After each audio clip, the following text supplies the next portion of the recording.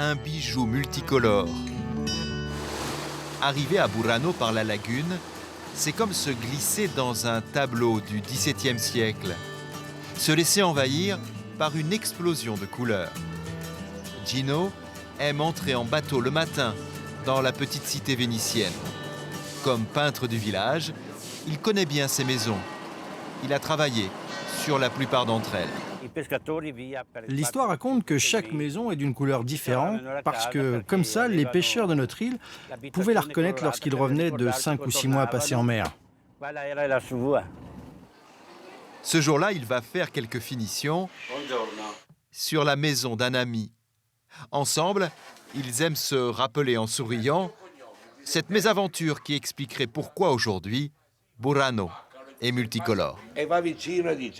C'est un pêcheur qui revient après une longue période en mer. Il y a du brouillard. Toutes les maisons se ressemblent. Il est perdu.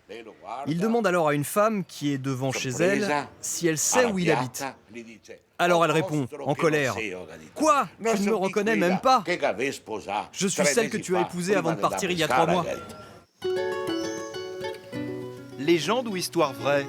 À Burano, même les anciens ne savent pas vraiment.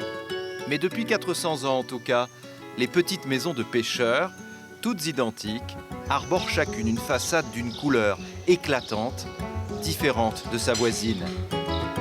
Et aujourd'hui encore, tout le monde a devant chez soi une barque pour partir pêcher dans la lagune, avec Venise en toile de fond.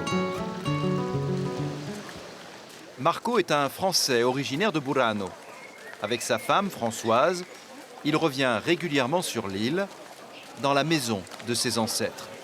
C'est une maison typique? Maison typique avec la grande cheminée en bas. Toujours été cette couleur. Elle n'a jamais changé de couleur. Elle est associée à plein de souvenirs d'enfance et des retrouvailles avec la famille, quoi. Une maison de pêcheurs où l'on vivait nombreux. À l'époque, il y avait 5-6 personnes qui dormaient là sur des lits à étages. La vie a été très très dure. Il n'y avait qu'un seul salaire par famille. Le père qui était donc pêcheur, qui ramenait le poisson qu'ils mangeaient, c'était leur seule nourriture.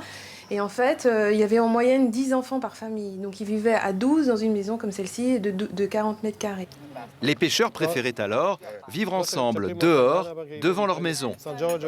Marco et Françoise aiment faire revivre cette tradition avec cet autre couple qui n'a jamais quitté l'île. Mon frère était ami avec le père de Marco. C'est très beau de sa part de revenir ici, de retourner au village où il retrouve ses racines.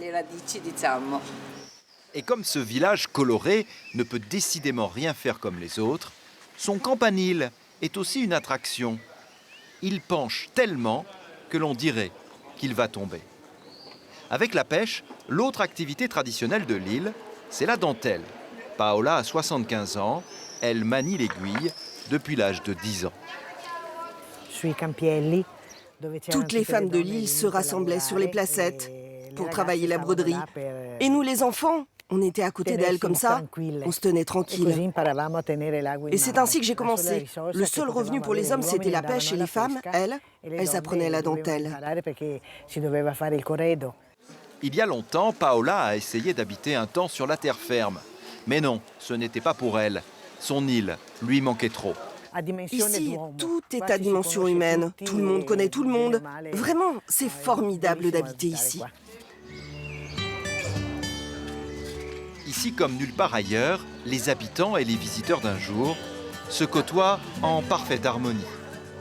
Il suffit souvent de traverser un pont ou de se perdre au bord d'un canal pour abandonner la foule et s'engager dans des ruelles intactes et tranquilles du cœur de Burano, le village arc-en-ciel.